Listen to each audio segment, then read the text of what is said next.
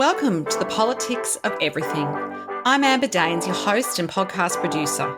This is a half hour of power, a podcast dropping every week where I unpack the politics of everything, from money to motherhood, nutrition to narcissism, startups to secularism, the environment, quality, and much, much more.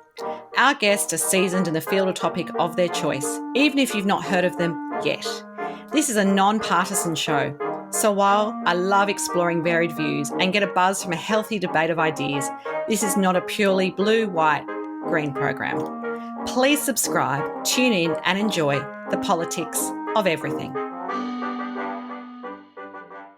Steve Huey was one of my early guests on this podcast way back in 2018 and how our experience of business life and travel has changed in 4 years. I wanted to invite Steve back as a refresher on how we experience as a society has evolved, for better or worse maybe, in a world that's been battered by COVID-19 and all the border closure pain that has plagued the airline and travel sectors. Airlines are posting record losses as we enter year 3 of the pandemic, but also they've lost experienced staff due to layoffs and restructures. Most of us who are keen to get back on the flights and kind of travel and see the world again just want to fly, and we don't want extensive airport delays or endless flight changes to do so. A recap of who Steve is probably in order.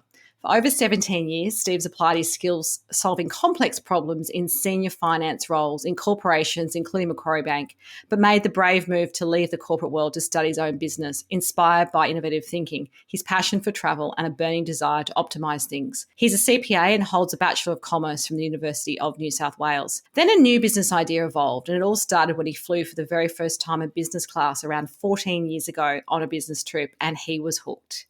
Since then, he's religiously researched and tested his knowledge in extracting the best ways to maximise points to fly and ideally fly business class, hence I Fly Flat.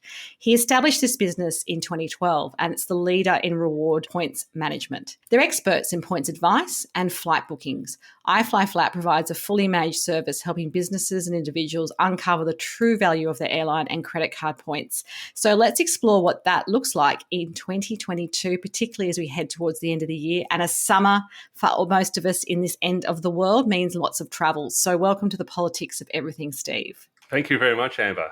Podcasting remotely can be challenging, but it doesn't have to be. Since 2017, I have relied on Zencastr's all-in-one web-based solution to make the process quick and painless, the way podcasting should be. If you know me, I'm pretty obsessed with quality guests, quality content, and quality sound, and that's what Zencastr allows me to do. Not to mention, it's really easy to use, even for my guests that aren't particularly tech savvy. There's nothing to download, they just click on the link and we start recording. Zencastr is all about making your podcasting experience easy, and with everything from local recording to automatic post-production all in the one tool, you don't have to leave your browser to get each episode done. I want you to have the same great experience that I do for all my podcasts and content needs. So I have a special offer for you. If you go to zen.ai/politics of everything and enter this promo code, you'll get 30% off in your first 3 months when you sign up to Zencastr Pro. That's zen.ai, politics of everything. It's now time to share your story. Excellent. I laughed at this because when we were preparing for the show, I have very standard questions and I've got sort of obviously industry or topic specific questions. And you candidly told me that you don't recall having any childhood memories of what you wanted to do, as a kid when you grew up. So I feel like that's a bit of a breakaway maybe from my normal kind of way of starting this show. But can you tell us a little bit about your early career and kind of what shape that took? Yeah, so I remember when you asked me that question, I thought, I don't have any. I didn't want to be a pilot or a fireman or sort of like that sort of stuff, because I remember very clearly when I was choosing, after I finished my HSC, I was choosing what subject I wanted to do at university. And I was tossing up between doing a psychology degree or a commerce degree. And the thing that tipped the balance was I looked at salary guides, and and commerce was clearly way higher than psychology, and that was what tipped the mark, and that's what led me to become an accountant. I think it was very much of our era, wasn't it too? Like I remember my parents, when you get your sort of back in the day, you got your HSC results and, it was kind of like, well, am I smart enough to get into this course and the one that kind of is going to have me, set up for life, which of course, a number of decades later, there's no such thing as jobs for life. So I think it's interesting probably how that's evolved since we were maybe going through that early career decision-making process. Yeah, indeed. I think these days most people have multiple jobs in their mix. But really interesting, I haven't had that many jobs in my whole career in total. So Yeah, absolutely. so after university, I started my work in the wholesale travel industry, and that really sort of like excited me in understanding that airlines seats, every single seat is a different price. Yeah, right. Nothing much is similar. Where obviously, like if you buy a car, the price of the cars might differ of the same model by a little bit. But yeah, on airline seats, every single seat costs different, and no one knows because they never ask each other, "How much do you pay?" That's true. We just all assumed that we went online and did it ourselves, which is probably how your business was born. Of course, iFlyFlat survived and maybe even thrived. I haven't spoken to you about this yet in the past few years when the pandemic obviously changed travel, as in stopped travel in many ways for a very long time. Can you tell us what the last couple of years has looked like for your business? I'm assuming you didn't just sort of, watch Netflix for 2 years. I'm sure you were doing something else. Yeah, well, I actually did a lot of reading books and listening to podcasts. So being an Australian travel company, many will know that there was an international travel ban set by the government. So that means the Australian government said no one can come in or out, which meant as a travel business, we couldn't service anyone. We had people wanting to fly, but we couldn't book many flights because you had to get an exemption to fly. And getting an exemption was super hard. Oh, absolutely. There were people who were saying they could go. Say, for example, there was a death in the family or something really unfortunate and they had to go to the UK, but it was the getting back that they were finding very difficult. Oh, yeah, the getting back bit actually came later. Initially, you couldn't even get out of the country. And then later, people were happy that they could get out, but they never knew that they could never get back, which is like a first time ever in history. Absolutely. So what did that mean for the business? Did you just press pause? Yeah, we pressed pause. Like we were very lucky that we could be able to subject to some of the JobKeeper arrangements. So the government support, we took advantage of that, passed it over to our team. Interestingly, we still had the same team as before. It's the same people as before versus now they are back booking flights. But what was the biggest sort of pains for us was that finding frequent flyer flights is already difficult.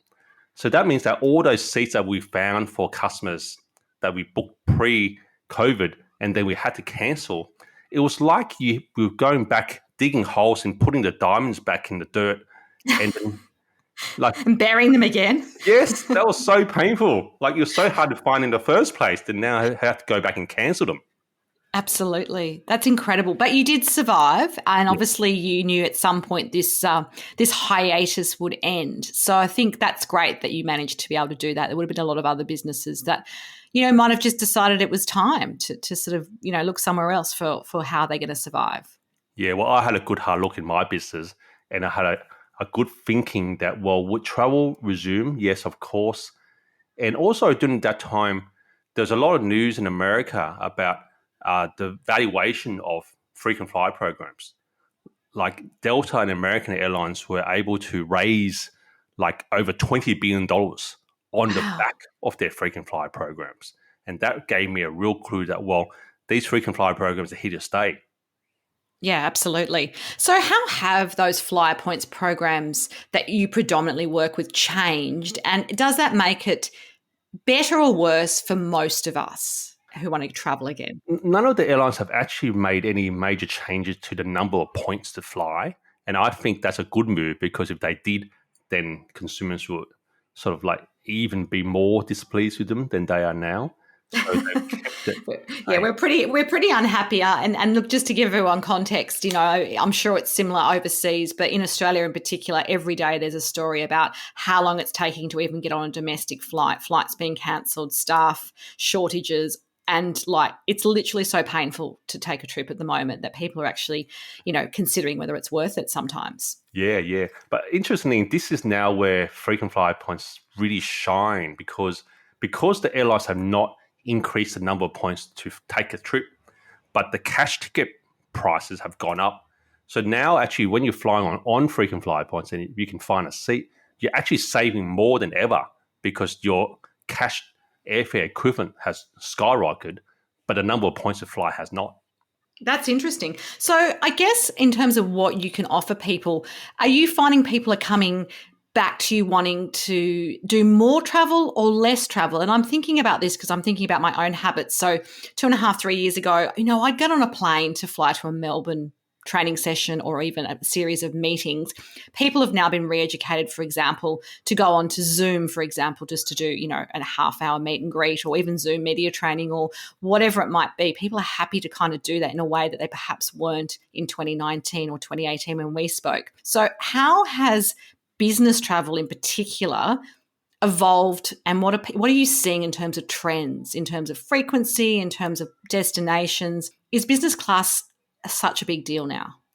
Yeah, interesting question. I think in a word, it's probably too early to say because most businesses have not really resumed their corporate travel yet.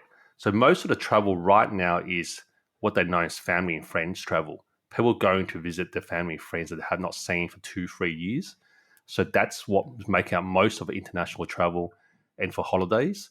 In terms of business travel, I think some companies are trying to get on the front foot and getting people flying again because they know that business is based on relationships and you can only build so much via Zoom while being there in person, you can actually build a stronger relationship. So I've seen a bit of mix of both, but overall, I believe business travel will be lower in the future than versus pre-pandemic.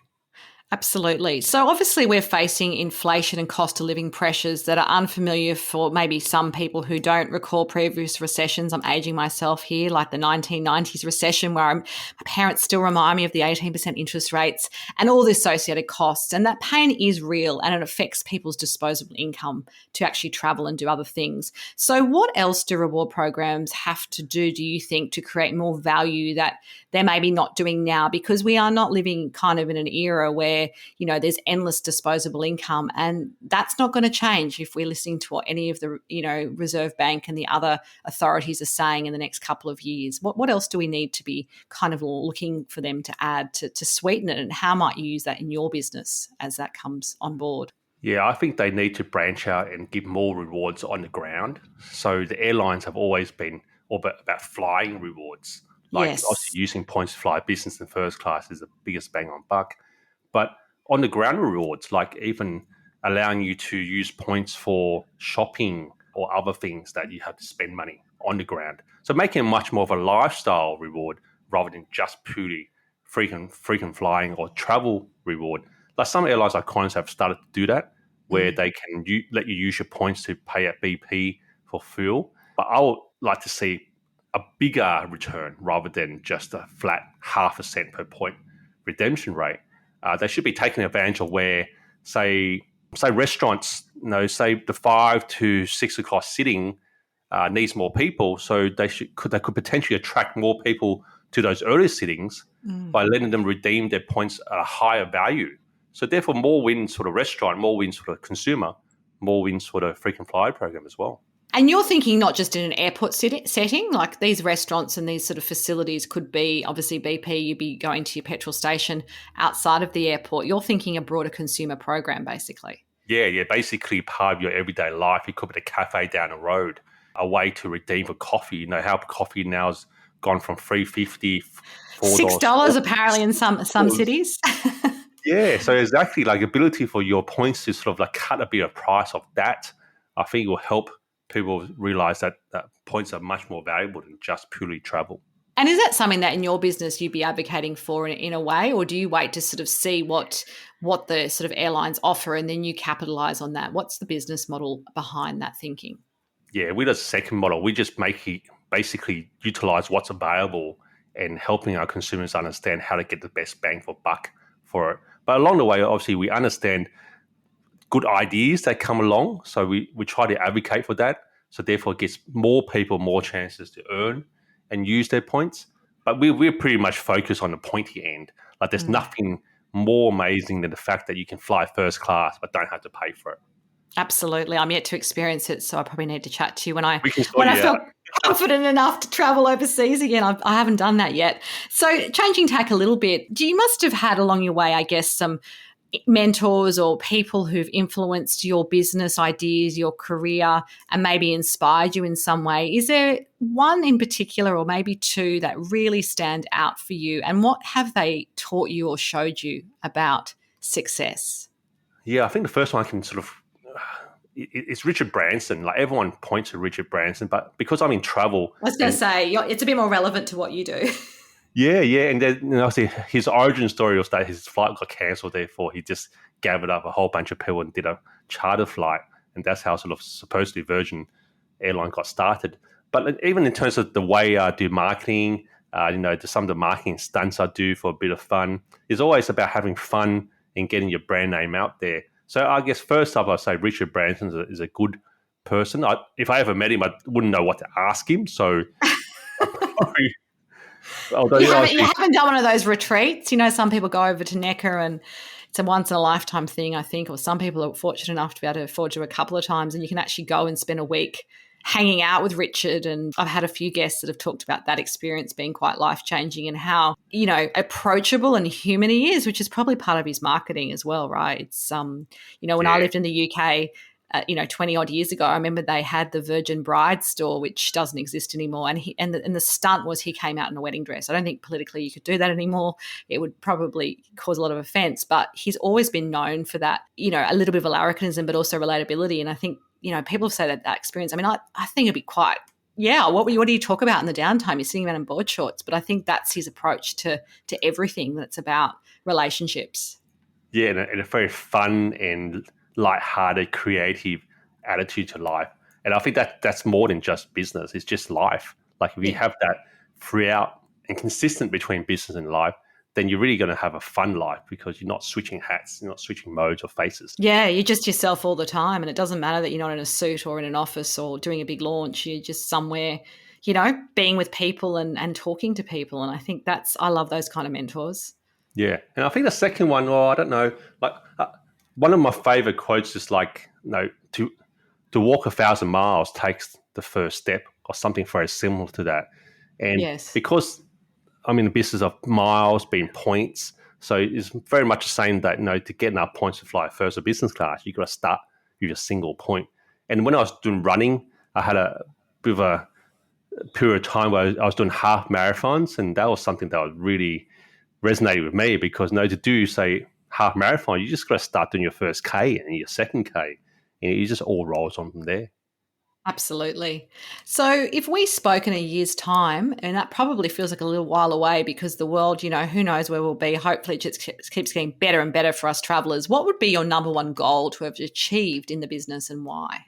I definitely want to get more small businesses to be flying. So the fact that Australia is so far away from the rest of the world, I just really want more small businesses to realize that just by purely spending money on the right credit card, earning the right type of points, they can basically leverage that and have lots and lots of trips paid for from their points.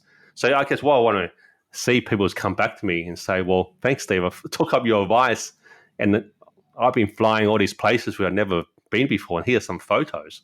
Like, sometimes my clients send me photos. Yeah, that's great. That's got to feel good though, particularly if they're sitting in first class with a nice glass of Verve or something like that. Yeah, I know that they wouldn't have been in that position without sort of using points or understanding how that works. So I guess in a year's time, just more people, more stories like that, and more people sort of like, oh, cool. Oh, you're Steve. I read about you. the points whisperer. A final takeaway message for us today on the new politics of flyer points. Yeah, I think like frequent flyer points is money, and there's many ways to use that money. And then the other flip side is to think about how much does it cost you to collect these points. So you want to make sure that you basically engineer upside for you, so you can't go back. And I'm still 100% into points. I had a chance during COVID to switch jobs, switch careers, but I believe there's so much future and value here. Absolutely. So if you do want to connect further with Steve and obviously find out more about iFly Flat, there will be some details on the show notes. Until next time, thank you so much. Thanks so much for listening today. If you've enjoyed the politics of everything, I thrive on your feedback. So please add a short review and share the podcast with your network through Apple, Spotify, and all the usual suspects. I'm always on the hunt for new and diverse guests. So if you or someone you know has a fresh idea you're busting to get out there, please email me at amber@amberdanes.com and my crew will get back to you very soon.